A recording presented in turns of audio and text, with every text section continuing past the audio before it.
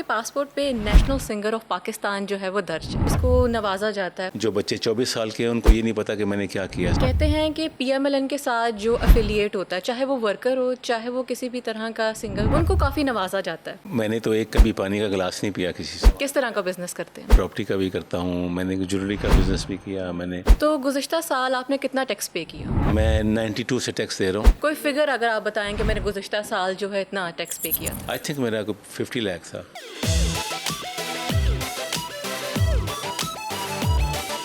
अस्सलामुअलैकुम, JNN studios podcast के साथ मैं हूँ अरीबा तारिक। नाजरीन, आज हमारे साथ मौजूद हैं पाकिस्तान के मशहूर सिंगर, लिविंग लेजेंड वारिस बेग साहब। आइए उनसे गुफ्तगू करते हैं। जी सर, अस्सलाम वालेकुम, कैसे हैं आप? वालेकुम अस्सलाम, आप कैसी हैं? अल्लाह का शुक्र सर, बिल्कुल ठीक।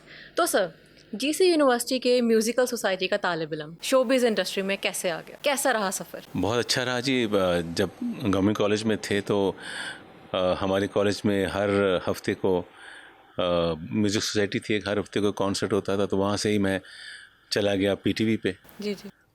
PTV पे मैंने 8-10 प्रोग्राम किए। फिर डैडी ने कहा कि आप पढ़ लो पहले, उसके बाद फिर इसकी तरफ आना, म्यूज़िक की तरफ। फिर मैंने पढ़ लिया, फिर बिज़नेस किया। फिर 97 में एक फ़िल्म रिलीज़ हुई संगम, उसमें मेरे गाने आए। उसके बाद मैं आज आपके सामने बैठा हूँ। अच्छा सर, मेरे लिए हैरानकुन बात ये थी कि आपने बिज़नेस एडमिनिस्ट्रेशन पढ़ी है, ठीक है। बिज़नेस कहाँ, फनकारी कहाँ, गुलकारी कहाँ, ये सफ़र कैसे आपने? एक्चुअली मैं हमेशा ये कहता हूँ जी, जो आर्टिस्ट होते हैं और जो जीनियस होते हैं और जो इडियट होते हैं वो बॉर्न होते हैं। इसको हम बना नहीं सकते। तो आर्टिस्ट तो मेरे अंदर था और हमेशा से था, बचपन से लेके। लेकिन बिजनेस स्टडीज एक बिल्कुल मुख्तलिफ फील्ड है ना। आप अकाउंट्स वो बड़ा सोचते हैं कि बिजनेस ऐसा बंदा पढ़ता है जो बड़ा सीरियस होगा। स्टडी नहीं की, मैंने सोशल वर्क और सोशियोलॉजी पढ़ा। अच्छा। तो वो मैंने अकाउंट्स में इतना नहीं, वैसे मैं अकाउंट में अच्छा हूँ, लेकिन मैंने पढ़ा नहीं है वो।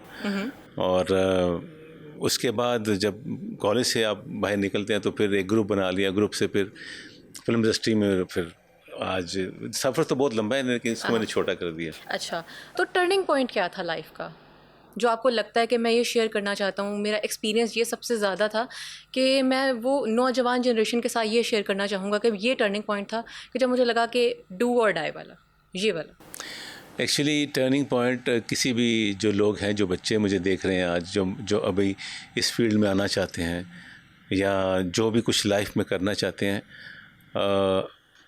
जो बच्चे अपने माँ बाप का कहना मानते हैं ना, मैंने उनको आज तक कभी पीछे रहते देखा नहीं है।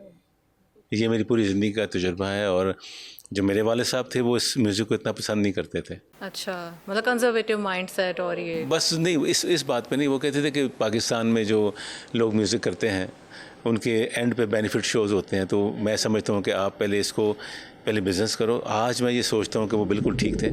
आपका जो ब्रेड एंड बटर है वो ये नहीं होना चाहिए। आपके पास एक सेकंड ऑप्शन होनी चाहिए जो आप काम अच्छा, करें। जैसे राशिद महमूद साहब की एक वीडियो पिछले दिनों आई कि उन्होंने कहा कि मैंने 700 यूनिट इस्तेमाल किया, 45,000 रुपया मेरा बिल आ गया। तो और फ़नकारों के लिए ऐसा जो कह रहे हैं कि मौके नहीं है पाकिस्तान में, तो आपकी ये बात जो है वो बिल्कुल ठीक है कि इसके साथ साथ जो है हमें साइड बिजनेस भी कोई चलाना चाहिए। आपने राशिद महमूद की बात की। मैं समझता हूँ कि इस मुल्क में अगर राशिद महमूद जैसे आर्टिस्ट सोशल मीडिया पे आके अपने बिल की बात करते हैं तो हमारे हुक्मरानों के लिए लम्हा फ़िक्रिया है कि आप जो आम लोग होंगे उनका क्या हाल होगा। राशिद भाई तो हमारे प्राइड परफॉर्मेंस हैं, उनके पास कोई ऐसा अवार्ड नहीं जो नहीं है। उन्होंने बहुत काम किया इस पाकिस्तान में, बहुत ज़्यादा उन्होंने अपना खून पसीना इस आर्ट को दिया। अगर वो इतने परेशान हैं तो बाकी जो लोग हैं इस मुल्क में रहने वाले वो कितने परेशान होंगे। मैं समझता हूँ कि हमारे जो लोग हैं, हमारे जो ऊपर हुक्मरान हैं, उन्हें सोचना चाहिए कि अगर वो 32 साल से या कोई 35 साल से इस मुल्क में आप काम कर रहे हैं तो आपको अपनी आवाम का, अपने लोगों का ख्याल रखना पड़ेगा, वरना ये आवाम आपको नहीं छोड़ेंगे। और फ़नकार तबका तो ऐसा है कि ये रेवेन्यू जनरेशन का बहुत बड़ा सोर्स है पाकिस्तान जी के लिए। बिल्कुल ऐसे ही है। और सर, मोमिन साकिब साहब के प्रोग्राम में आपने एक बात की थी कि मैं बोतल पी के भी जो है वो गाना गा सकता हूँ। मतलब मैंने सुना था कि जो गुलकार होते हैं, जो सिंगिंग करते हैं, वो अपने वोकल्स का बड़ा ध्यान रखते हैं। एक्चुअली मैं समझता हूँ जो आपका गला है ना, वो जिस तरह आप बॉडी बिल्डिंग करते हैं ना, आपके मसल बनते हैं, तो आप इसको जिस तरह का बनाएंगे। मैं अचार भी खाता हूँ, मैं कोक पेप्सी कुछ भी आप इसको काट देंगे, मुझे पता है, मैं कोई भी मशरूब पी के मैं गाना गा सकता हूँ। अरे नहीं, आप फिक्र ना करें सर, हम कुछ नहीं काटेंगे, आप खुल के डिस्कशन करें। पेप्सी भी पी के मैंने गाना गाया, और मैं बर्फ़ वाला पानी भी पीता हूँ, मुझे इससे कोई फ़र्क नहीं पड़ता, क्योंकि मेरे गले को मैंने ऐसे बना लिया। तो वो ये नहीं है कि आपने ये अचार खाएंगे तो आपका गला ख़राब हो, आपका गला इतना पुख्ता होना चाहिए कि कुछ उसको फ़र्क नहीं पड़ना चाहिए। तो इसलिए मैंने ये बात की थी। सर वो स्टोरी हमारे साथ शेयर करें कि जब आप किसी फिल्म की गानों की रिहर्सल के लिए गए लेकिन आपने पूरा गाना गुनगुना दिया। ये मेरी ज़िंदगी का जी पहला दिन था स्टूडियो के अंदर, जो मैंने संगम फिल्म का गाना गाने गया था। मेरी ज़िंदगी का आगाज़ हुआ उससे, और मैं रेसल थी उस दिन।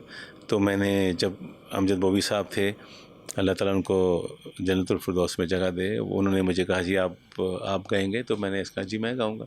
तो उन्होंने मुझे रेसल करवाई, तो उन्होंने कहा जी अभी आप गाना गाएं। तो मैंने 15 मिनट में वो गाना गा दिया। उसके बाद सैयद नूर साहब एंटर हुए, तो उन्होंने कहा जी मुझे इसी आवाज़ की तलाश थी, तो आज वो मुझे मिल गई। फिर मैंने उसी दिन उस फिल्म के सारे गाने गा दिए। वाह, पूरे सारे गाने, मतलब पूरी 4 गाने थे उस फिल्म में मेल, जो मैंने गाए, और सारे सुपर डुपर हिट हुए उस फिल्म को। And I got national film award from the very first movie. हाँ जी। अच्छा, तो सर जैसे कोक स्टूडियो आया है, उसके अंदर जो नए अदाकार हैं या गुलकार हैं उनको चांस मिला है, तो आपको क्या लगता है कि जो हमारे अब नए सिंगर्स आ रहे हैं, क्या वो उतने हमारे गुलकारी के स्टैंडर्ड्स को मैच करते हैं? एक्चुअली मैं ये कहना चाहूँगा कोक वालों को कि जितना वो पैसा लगाते हैं अपने इन गानों पे, जितना वो आर्टिस्ट को प्रमोट करते हैं, जिस तरह उसके होर्डिंग्स लगाते हैं, वो कोई भी अच्छा गाना किसी से बनवा के कोई भी गाएगा तो वो सुपर हिट हो सकता है। इनके हिट होने की वजह ना क्यों है, क्योंकि 15 सालों में एक गाना हिट हुआ होगा। सारे गाने उन्होंने रीडू किए हैं, जो गाने रीमिक्स किए हैं। तो रीमिक्स तो आप एक दिन में 10 गाने मुझसे करवा लें, बिल्कुल ऐसे। उसका तो वो तो इतना। आपको कभी ऑफर हुई कोक स्टूडियो की तरफ से? नहीं, मैं इसलिए क्योंकि मेरे गाने सारे ओरिजिनल मैंने गाए हुए हैं, तो मेरे लिए कोई नया गाना बनाएंगे तो मैं ज़रूर गाऊंगा। तो सर जैसे आपने पीएमएलएन के लिए जो है गाने गाए हैं, आपको पीटीआई की जानिब से ऑफ़र हुई थी कि हमारे लिए भी सर कोई गाना गाएं, कोई तराना इस तरह से बनाएं?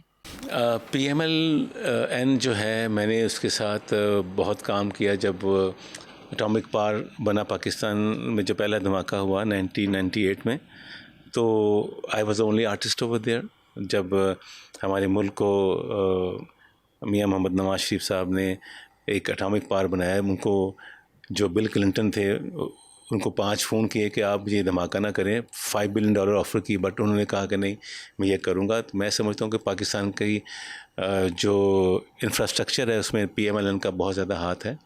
तो फिर जो मुझे वो गाना कहते हैं, गाने को मैं गा देता हूँ। बिल्कुल ठीक। तो पीटीआई की जानिब से कोई इस तरह की ऑफ़र कराई गई हो कि सर आप, क्योंकि you are one of the best singers of Pakistan, कहा गया हो कि सर आप हमारे लिए भी? आप देखें, जब भी इमरान खान साहब स्टेज पे आते थे, उसके पीछे मेरा ही गाना चलता था, जाग उठा है सारा वतन, वो मैंने गाया हुआ है। तो आप उनका कोई भी एंट्री देख रहे हो, मेरे गाने के बगैर नहीं थी। अच्छा, तो सर ये एक एस्टॉनिशिंग बात है कि आपके, क्योंकि आर्टिस्ट जो होता है ना पूरे पाकिस्तान का होता है, किसी एक उसका तो नहीं होता ना। ऐसे ही सर आपके पासपोर्ट पे नेशनल सिंगर ऑफ पाकिस्तान जो है वो दर्ज है, तो ये हर सिंगर के पासपोर्ट पे दर्ज होता है या सिर्फ स्पेसिफिक, या जिसको नवाजा जाता है फॉर इंस्टेंस, या आपको किसी सर्टेन पार्टी के साथ आपकी अफिलिएशन थी कि जिसकी वजह से ऐसा नहीं था? क्योंकि जब एटॉमिक पावर बना पाकिस्तान में, तो मैंने 1700 किलोमीटर बाई रोड सफ़र किया और अपने पाकिस्तान के परचम को जगह जगह लेके खड़े होकर लोगों को इकट्ठा करके इस परचम के साए तले यूनिटी का पैगाम दिया। तो वो बहुत क्रूशल टाइम था पाकिस्तान की जो थी, क्योंकि अभी जो बच्चे 24 साल के हैं उनको ये नहीं पता कि मैंने क्या किया इस पाकिस्तान के लिए। तो अगर वो हिस्ट्री को देखेंगे तो मैंने 1700 kilometre by road, Peshawar to Chagai ji, by road. तो फिर जब मैंने वो जब धमाका हुआ, तो फिर 23 मार्च को तजदीद अहद हुआ था मिंटो पार्क में। फिर मुझे चेयरमैन PTV थे उस दौर के, परवेज़ रशीद साहब, उन्होंने मुझे नेशनल सिंगर ऑफ पाकिस्तान।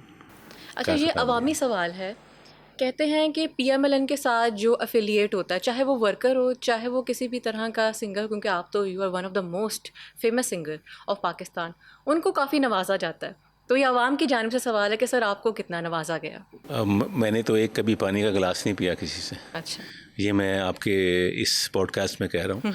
और ना मैंने कोई आज तक फेवर लिया किसी से। I am on a giving end. तो मैं गिवर हूँ, मैं टेकर नहीं हूँ। You are a giver, you are not a taker. Yes, और मैंने आज तक कभी मैं दावे से कहता हूँ आपके प्रोग्राम से, मैंने PMNL से कभी आज तक कुछ नहीं मांगा। बिल्कुल ठीक। तो सर आपके लग्जरियस लाइफस्टाइल के बारे में आप काफ़ी सोशल मीडिया पर जो है आपकी न्यूज़ गर्दिश कर रही होती है, you have a very luxurious lifestyle, तो उसको कैसे मेंटेन करते हैं? क्योंकि रिसेंटली मैंने देखा है आपका कोई ऐसा हिट गाना मेरी नज़रों के सामने से गुजरा नहीं है, तो किस तरह से उस लग्जरियस लाइफस्टाइल को आप मेंटेन कर रहे हैं? एक्चुअली मैंने बोला आपको, मैं बिजनेसमैन पहले हूँ, सिंगर तो मैं, अल्लाह ने मुझे किस नवाज तरह दिया। का बिजनेस करते हैं? I do lot of business, मैं प्रॉपर्टी का भी करता हूँ, मैंने ज्वेलरी का बिजनेस भी किया, मैंने बुटीक्स भी बनाई, तो मैं बिजनेस करता रहता हूँ। तो गुज़िश्ता साल आपने कितना टैक्स पे किया? मैं 92 से टैक्स दे रहा हूँ और आज तक दे रहा हूँ, शायद 92 कोई में। फिगर अगर आप बताएं कि मैंने गुज़िश्ता साल जो है इतना टैक्स पे किया था? आई थिंक मेरा 50 लाख था। 50 लाख, ठीक हो गया। तो सर आज आप हमारे प्रोग्राम पे आए हैं, हम आपको ऐसे तो जाने नहीं देंगे, कोई ऐसा गाना जो आपके दिल के बहुत नज़दीक है, जिसको आप चाहते हैं, कहते हैं कि मेरा इस गाने से बहुत लगाव है, उसके कुछ बोल गुनगुना दीजिए। मैंने जो पहली बार फोक स्टूडियो में गया था, जो पहला मेरी ज़िंदगी का गाना था, जिसके बाद मुझे चांस मिला, मैं समझता हूँ मेरी ज़िंदगी का सबसे करीब गाना है, वो तो मैं कभी भूल नहीं सकता। अमजद बॉबी साहब ने मुझे वो रिहर्सल करवाया था, गाना वही गाने गया था मैं, जी जी, और वो गाना मतलब आपके दिल के बहुत करीब है वो। उसके बाद फिर मैंने सारे गाने गाए। वो मेरा पहला गाना था, वो था ना अर्थ ब्रेकिंग, जी जी, वो वाला गाना था। आपको सुना देते हैं, ये बॉबी साहब ने मुझे ज़मीन पे बिठा के रिहर्सल करवाया था, आज आपको सुना देते हैं। साथी मेरे तेरे बिना थे ख्वाब सोने मेरे, आजा बसा ले एक दिल का नगर, जिसमें करे सारा जीवन बसर। साथी मेरे साथी मेरे। बहुत सुरीली आवाज़ है आपकी सर, बहुत शुक्रिया आपके वक्त का। नाज़रीन, उम्मीद है आज का पॉडकास्ट आपको पसंद आया होगा। अपने फीडबैक से हमें ज़रूर आगाह कीजिए और बताइए कि नेक्स्ट गेस्ट आप किसको देखना चाहते हैं। तब तक के लिए मुझे दीजिए इजाज़त। अल्लाह हाफ़िज़।